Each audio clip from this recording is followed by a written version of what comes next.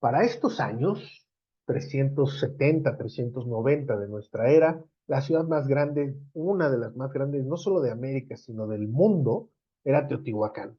Teotihuacán tendría más o menos unos 200,000 habitantes, 20 kilómetros cuadrados, es decir, era una ciudad que comparada con ciudades como Londres, como París, pues era 100 veces más grande. Es una cosa impresionante, solo comparable con otras grandes ciudades como Estambul o Roma, tal vez en su momento. Sin embargo, pues obviamente muy diferente en cuanto a su estructura y su construcción. En Teotihuacán sabemos que vivía gente de toda Mesoamérica. Y eso es una anomalía, así como hace un rato les platicaba yo que no sabemos quién gobernaba, pues también es una gran anomalía el que nosotros veamos que hay gente de diversos grupos étnicos conviviendo juntos. ¿Cómo lo sabemos? Bueno, cuando nosotros encontramos entierros, es decir, restos humanos, hay una serie de técnicas novedosas, tienen unos tal vez 15 años, aunque se han popularizado en los últimos 5 años, unas pruebas que se llaman isótopos de estroncio y bario, que son unas pruebas que nosotros hacemos sobre los huesos, sobre pedazos de los huesos propiamente, y que entonces nos revela una huella muy específica del consumo en esos individuos de estroncio y de bario. ¿Por qué es importante? Porque el estroncio y el bario que nosotros tenemos solamente varía no por nuestras actividades, sino por nuestra dieta. Y entonces lo que hacemos nosotros es que comparamos muchas, digamos, huellas de isótopos de estroncio y bario de diferentes entierros y el resultado es que, pues, básicamente todos comían de alguna manera diferente en Teotihuacán y no solo eso, sino que justamente el cambio de alimentación que uno podría esperar en gente migrante, es decir, gente que viajara a Teotihuacán, pues es muy importante. ¿Por qué? Porque, por ejemplo, nosotros encontramos cacharros de Veracruz, ¿no? O cerámica relacionada con el Golfo de México. Y después estudiamos los entierros que están ahí cerca de esos cacharros y resulta que las personas que que estuvieron enterradas ahí, tienen altos niveles, digamos, de estroncio que nosotros leemos en diversos picos porque tiene diversas medidas. Y algunas de esas medidas, por ejemplo, nos habla de una persona que coma mucho pescado. Sin embargo, cuando tú dejas de comer pescado, por ejemplo, dejas de vivir en la costa y te vas al centro de México y empiezas a consumir otro tipo de alimentos como perro guajolote, conejo, venado, etcétera, etcétera, pues la huella de isótopos de estroncio y bario justamente ahí cambia. Y lo que nosotros vemos es que en Teotihuacán hay gente de muchos orígenes y además gente que migró constantemente a Teotihuacán, es decir, gente que no nació en Teotihuacán y que nosotros podemos identificar claramente como un extranjero. Ya después, pues nos metemos en problemas para entender de dónde vienen, porque no siempre esto es fácil, pero sí es fácil, digamos, entender cuando una persona es migrante, es decir, la huella cambia drásticamente y entonces nosotros entendemos que la persona cambió drásticamente su alimentación y esto pues significa casi con toda seguridad en las épocas de Mesoamérica que esta persona migró, es decir, que esta persona cambió su lugar de origen.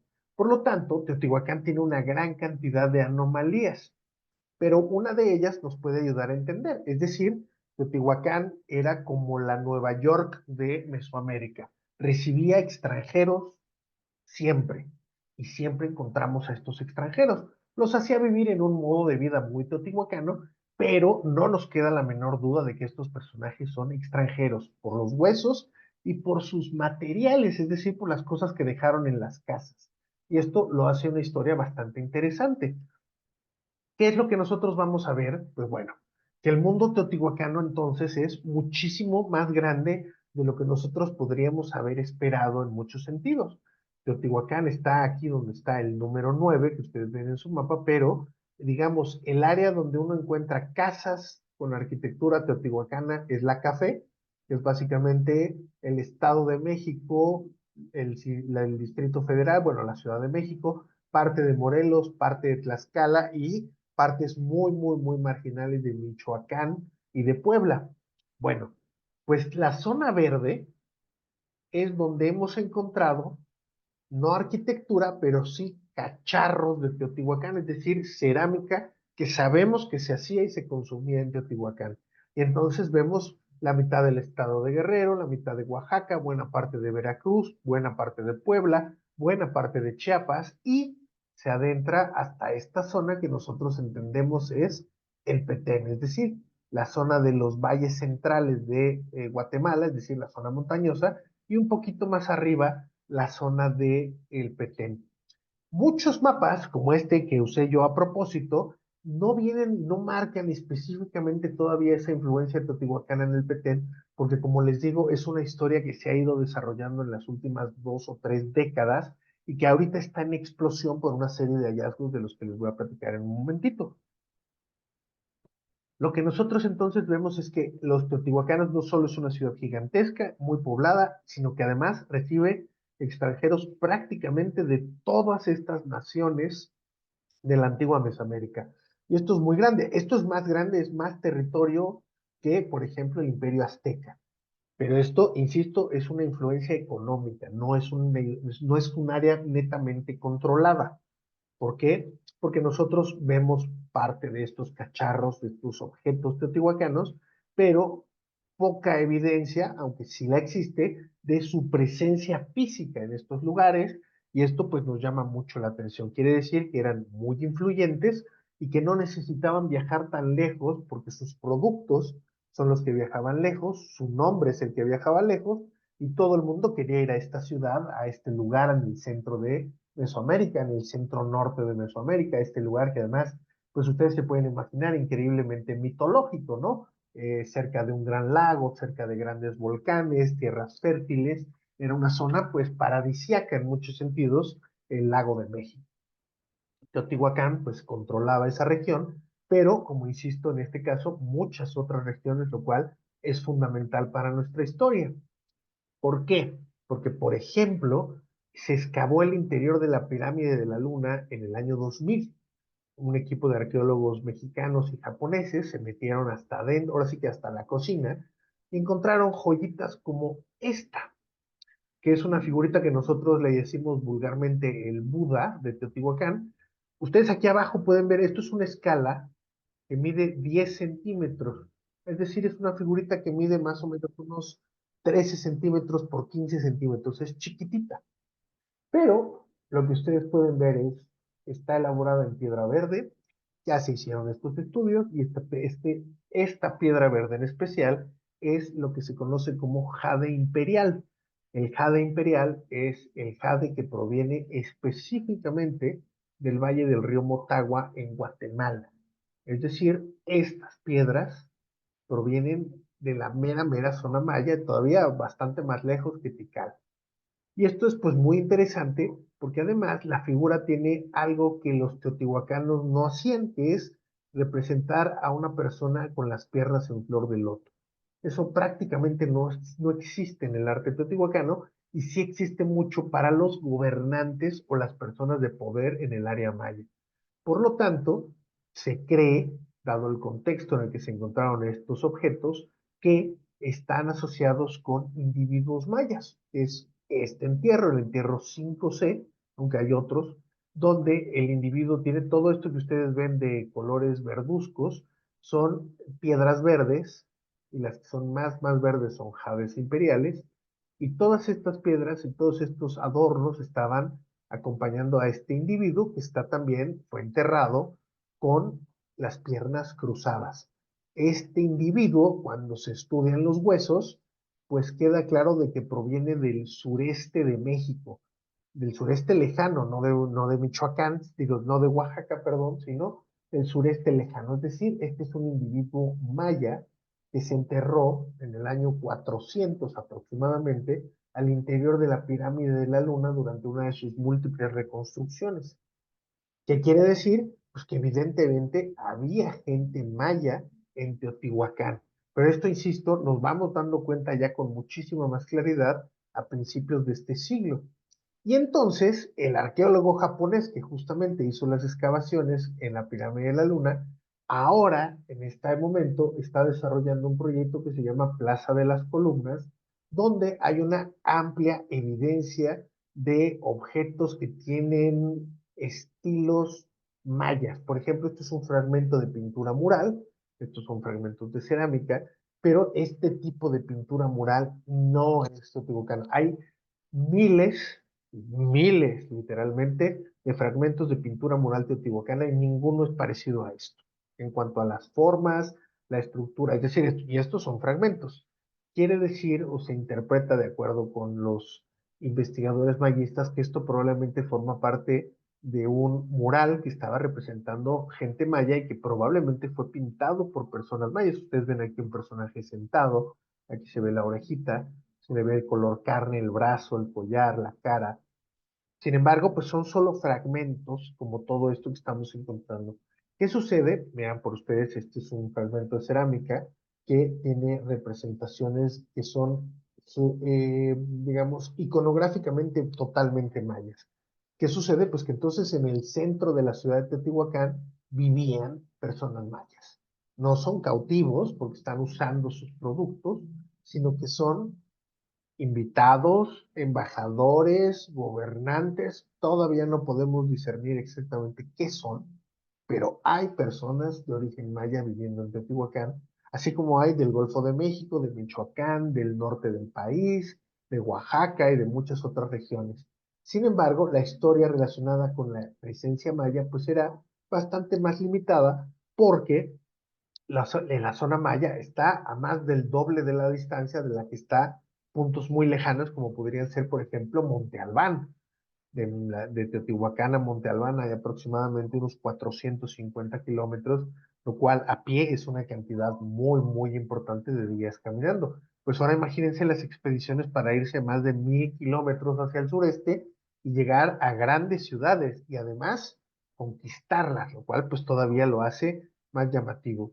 Esta es otra pieza, pues si ustedes se acuerdan hace rato que hablamos del marcador de Tikal, pues este es un marcador se le llama de juego de pelota, de la ventilla, de un conjunto habitacional teotihuacano, que tiene la misma estructura, es decir, la misma forma en la que está hecha la escultura. Estos son 4 piezas que se embonan, le llamamos de espiga, es decir, entra en un hoyito, pero es muy llamativo porque se parece a aquel de Tikal, pero tiene una iconografía distinta y de hecho, pues si me apuran estas volutas que tiene esta figura, se parecen mucho a las que hay en el Golfo de México. Por lo tanto, en Teotihuacán lo que estamos viendo es una iconoclasta de estilos para que ellos formularon un nuevo estilo que es lo que nosotros vulgarmente llamamos teotihuacano, pero es algo, es una construcción a partir de muchas otras culturas que habitaron Teotihuacán y que, insisto, nosotros no teníamos la más reverenda idea, a pesar de que teníamos pistas muy claras, como por ejemplo, esto es una pintura teotihuacana. Voy a regresarme un segundito para que ustedes vean. Esto es una pintura netamente teotihuacana. Fondo rojo y la figura pintada directamente sobre el fondo rojo en diversas formas, etcétera, etcétera. Pero aquí está la pintura de orden maya, o de estilo maya, y se notan algunas diferencias además de las tonalidades. Es decir, es interesante. ¿Por qué están estas huellas que decía yo, que estas pistas que teníamos? Pues porque, por ejemplo, una de las figuras más representadas en el arte teotihuacano son los quetzales. Y el quetzal, pues ustedes deben saber, es un ave endémica del sureste de México, pero no de todo el estado de Chiapas, solamente una pequeña porción del estado de Chiapas, y es el ave nacional de Guatemala. Es decir, es un ave propiamente originaria de las zonas guatemaltecas y no necesariamente de las selvas mexicanas. Aquí había otras aves de gran colorido, pero no necesariamente quetzales.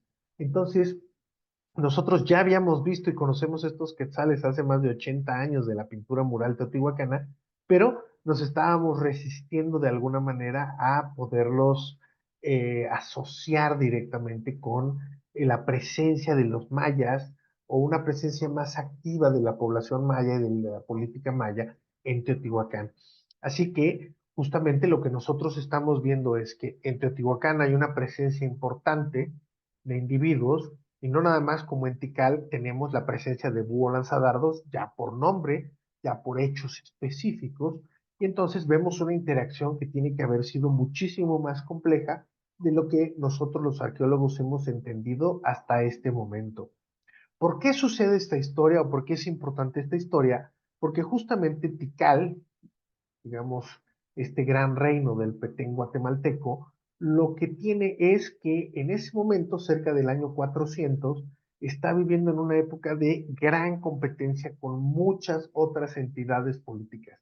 El mundo maya era, como decíamos hace un rato, era muy parecido a la serie de televisión de Juego de Tronos, es decir, había muchísimas alianzas, había muchísimas traiciones, había muchísima guerra, y uno de los principales actores dentro de todas estas historias era Tikal y el otro era Calakmul. ¿Por qué? Porque eran los dos más potentes en su momento, Palenque también un poco menos hacia el oeste y algunos otros reinos también de otras regiones del área maya. Pero en esta región la competencia era entre Calakmul y Tikal, pero digamos que la pelea y la lucha para los que han estado con nosotros en otros cursos y en otros videos de nuestro canal, pues la competencia era a través de terceros. Entonces, por ejemplo, Tikal apoyaba a Yaxchilán, que está cerca del río Sumacinta, a unos 300 kilómetros al oeste de Tikal. Tikal, digamos, enviaba tropas, apoyaba a los gobiernos de Yaxchilán, y los de Yaxchilán se lanzaban contra otros diferentes grupos que existían por ahí, que eran patrocinados por la gente de Calakmul. Entonces, sí llegaron a ver y sí existió una guerra entre Calakmul y Tikal, pero por lo menos sabemos de tres grandes momentos de enemistad, es decir, cada quien estaba buscando conquistar el mundo de esa manera, porque cada una de estas culturas, básicamente uno de sus principios, una de sus ideas principales, una de sus ideas más específicas, pues era la de domar, conquistar, controlar el territorio, y una de estas formas, pues obviamente estaba o envolvía la, eh, la, pues la figura de varios reinos. Y esto, insisto, va a ser bien interesante porque lo que creemos que va a estar sucediendo es que Tikal hacia el año 379 está en un momento de mucha presión en sus combates contra Calakmul, en su búsqueda por ser el sitio hegemónico del área maya, y entonces los teotihuacanos llegan por esa región, probablemente comerciando, probablemente tratando de desarrollar una serie de actividades, vamos a decirlo entre comillas, inofensivas, y se encuentran con un ambiente político muy complejo y muy competido.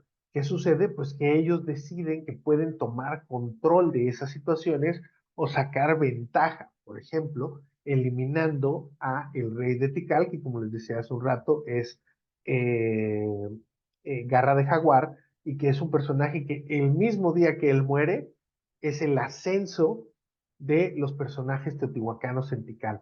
Es decir, es el día de la entrada de los militares en Tikal. ¿Qué quiere decir? Pues entrada de militares con muerte del rey, pues probablemente que la entrada de estos militares significó la muerte del gobernante.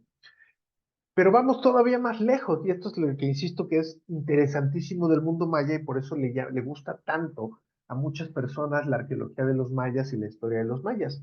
Hay una estela, si no me acuerdo de la estela 11 o 12, si no mal recuerdo, de un sitio llamado el Perú Huacá, así es como se le conoce, está del lado guatemalteco, está a unos 45 kilómetros al oeste de Tikal, y en una estela, en un monumento del Perú Huacá, dice que aproximadamente unos 40 días antes de que los teotihuacanos llegaran, de que los enviados de Bú llegaran a Tikal, 40 días antes pasaron por el Perú, y curiosamente ese mismo día murió el rey de el Perú Huacá, que quiere decir que los teotihuacanos iban en campaña militar, estaban escabechándose a todos los reyes de diversas unidades políticas muy seleccionadas, muy específicas, y tomando el control de estas ciudades. Esto pues es, digamos, una forma muy llamativa de hacer la guerra y de tomar control probablemente sobre recursos económicos, porque, insisto, no había la intencionalidad de formar una unidad política, es decir, de conquistar y controlar el territorio entre Teotihuacán y el Petén es algo pues imposible en este momento. Incluso los mexicas hacia el siglo XVI, antes de la llegada de los españoles, tampoco tuvieron esa potencia, a pesar de que eran un estado netamente conquistador tributario, no tuvieron la capacidad de hacer esto. ¿Qué quiere decir o cómo lo interpretamos? Pues que los enviados de búho lanzadardos van pasando y arrasando con todo lo que pueden, básicamente con familias nobles, familias reales, y entonces tomando el control de diversos poblados, diversas ciudades y grandes capitales como Tikal. Y esto, insisto, es muy interesante porque estamos viendo incluso la diferencia de días. Es decir, sabemos si uno siguiera la ruta militar, que sería la más evidente de occidente de occidente a oriente, es decir, de aquí para allá, pues llegaría uno primero a un sitio como el Perú y después llegaría a Tikal. Y pues obviamente los monumentos pues nos hacen ver que pasaron con semanas de antelación, conquistaron uno. El Perú acá es bastante más pequeño, es una unidad política mucho más pequeña que Tikal, pero por lo tanto más fácil de controlar. Ahora, ¿con quién iban acompañados? ¿Quién estaba ayudando a los teotihuacanos?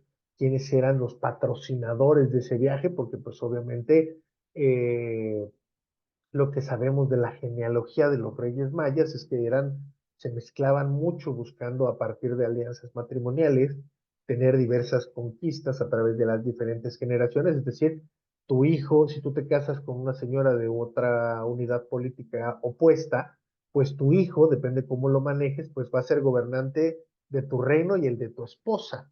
Por lo tanto, es una persona más importante y así se generan o se crean las dinastías y los grandes legados, que son un tema bastante importante. La genealogía maya es muy específica y sabemos de la existencia de dinastías bastante largas por ejemplo, en Copán se llegó a tener una dinastía de más de 14 gobernantes, todos descendientes de un mismo individuo, lo cual es, pues, insisto, interesante. ¿Cómo sabemos, además de estos documentos, pues cómo sabemos de esta presencia? Pues bueno, esto que ustedes ven es un vaso, no traten de olvidar el diseño, y ahorita les voy a hablar de eso, sino vean la forma, es decir, es un vaso cilíndrico con tres patitas, con esos soportes, en la parte baja tiene unos granos de cacao, pero esta forma, un cilindrito, un vasito con tres piececitos, es la forma en la que los teotihuacanos hacían sus vasos. Es decir, digamos, el estilo específico con el que ellos construían o hacían, elaboraban con cerámica sus vasos. ¿Qué sucede? Pues que en varios sitios del área maya, como Tikal, Becán, Huachactún y muchos otros, empezamos a encontrar estos vasos y esto es pues verdaderamente espectacular porque el vaso en forma es teotihuacano, pero el contenido está totalmente escrito en maya. Es decir, aquí tienes, digamos, ya a un grado muy especializado la fusión de estas dos culturas. Y para que estas dos culturas se pudieran fusionar, tienen que haber pasado verdaderamente muchos años para poderse asimilar, poderse entender. ¿Por qué? Pues porque no cualquier, los que han hecho alfarería tienen bastante más conocimiento de esto, pero no es así de enchilame esta gorda que tú digas, voy a hacer estos vasos iguales en mi casa porque vi a un señor teotihuacano hacerlos. No, requiere de un proceso muy interesante, un proceso muy específico de elaboración de materias primas, cerámica, diversos materiales dentro de la pasta para que cuaje bien al cocinarla. Y entonces, pues esto no es sencillo. Entonces, ver nosotros estas piezas que son de estilo teotihuacano, decoradas con mensajes mayas en toda el área maya, pues también nos habla de una presencia de estos individuos de Teotihuacán mucho más importante de lo que nosotros queremos o queríamos entender hasta hace poco. Sin embargo, insisto, hoy en día, pues hemos hecho hallazgos espectaculares. Y el que, digamos, tal vez más nos llama a poder ligar la historia de Búho Lanzadardos con Tikal, justamente es un hallazgo que se da a partir de la pandemia, a partir de no poder salir a campo. Los arqueólogos se ponen a trabajar pues con lo que pueden. Y una de las cosas que más se ha trabajado en los últimos años es lo que se conoce como tecnología LiDAR, es decir, tú ya no tienes que ir a un punto específico del planeta para hacer una inspección de arqueología, a ver si hay monumentos, a ver si hay edificios. Hoy en día uno puede utilizar tecnología satelital, es decir, por ejemplo, pagar a una empresa que tenga control sobre diversas tomas de servicios de satelitales, y entonces, pues por ejemplo, algunos arqueólogos decidieron hacer las grabaciones, vamos a decir, es decir, pasar con el satélite por encima de Tikal numerosas veces para poder hacer un mapa. Y entonces, lo que ustedes ven en rojo más intenso en la parte superior de la foto es lo que uno visita cuando va a Tikal. Se llama, por ejemplo, el conjunto Mundo Perdido, el conjunto Templo 5, el conjunto Templo 4. Es decir, todo esto es lo que uno visita cuando va a Tikal. Sin embargo, aquí al sur, en medio de la jungla, porque aquí hay jungla, todo esto de aquí abajo es jungla, jungla, pues aquí abajo los arqueólogos detectaron un edificio que en dimensiones y en distribución es increíblemente similar a la ciudadela de Teotihuacán.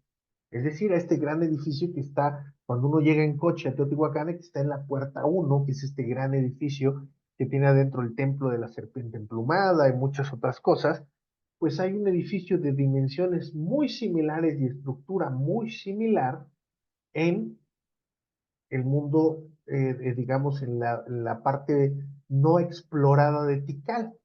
Vean ustedes, aquí hay muchas otras. Todas estas anomalías que ustedes ven como ángulos son casitas, son conjuntos que no hemos excavado, que desconocemos exactamente qué sucede. Pues esta importante área va a ser explorada en los próximos días y al darse cuenta un arqueólogo de esto, lo que hicieron fue, ahora sí, ya que la pandemia lo permitió, irse a este punto y empezar a hacer algo que nosotros llamamos recolección de superficie, es decir, ir a caminar por este círculo, este óvalo que ustedes ven aquí, y recuperar, por ejemplo, la cerámica. Y la gran sorpresa es que la cerámica que están encontrando los arqueólogos en esta región se parece mucho a la cerámica teotihuacana.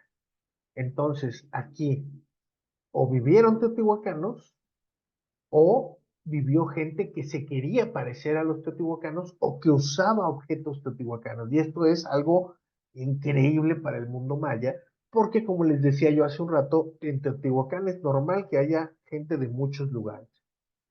Pero en otros pueblos, en otras culturas, no es normal encontrar extranjeros.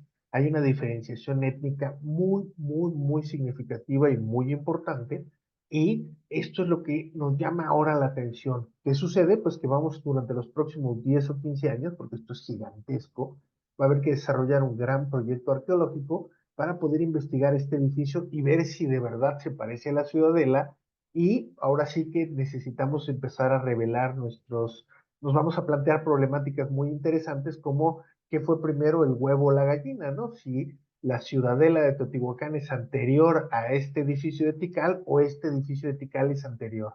Y entonces podríamos hablar de una relación comercial, de una relación muchísimo más amplia, pero que nosotros hemos ido tejiendo a partir de personajes como Búho Lanzadardos. Solamente ya para que ustedes se terminen de hacer una idea, todavía hasta la ciudad de Copán, que es más o menos unos 600 kilómetros al este, Copán está en Honduras, es decir, todavía hay que cruzar todo Guatemala y llegar al oeste de Honduras, y ahí se encuentra un sitio arqueológico muy importante llamado Copán, donde parece que sucedió lo mismo. Parece que llegaron individuos extranjeros teotihuacanos y controlaron el gobierno durante varias generaciones, no muchas, tal vez 3 o 4, pero dejaron su huella. Por ejemplo, este es un vaso teotihuacano que además tiene digamos, esta arquitectura que ustedes ven aquí, es muy típica de Teotihuacán y le llamamos talud, que es esta línea diagonal, tablero y esta frontón, vamos a decirle, horizontal encima. Y si ustedes van a Teotihuacán, todos los edificios tienen esta estructura y no es normal en el área maya. ¿Qué sucede entonces? Pues que estamos viendo aquí personajes que tienen que ver con el mundo teotihuacano. Vean otra vez la repetición del símbolo de la manita que tenía por ahí Búho Lanzadardos en el marcador de Tikal. Y también, por ejemplo, el personaje con anteojeras y nariguera es netamente teotihuacano, es decir, esto es una representación un poco de un templo teotihuacano, pero esto proviene de una tumba real de Copán.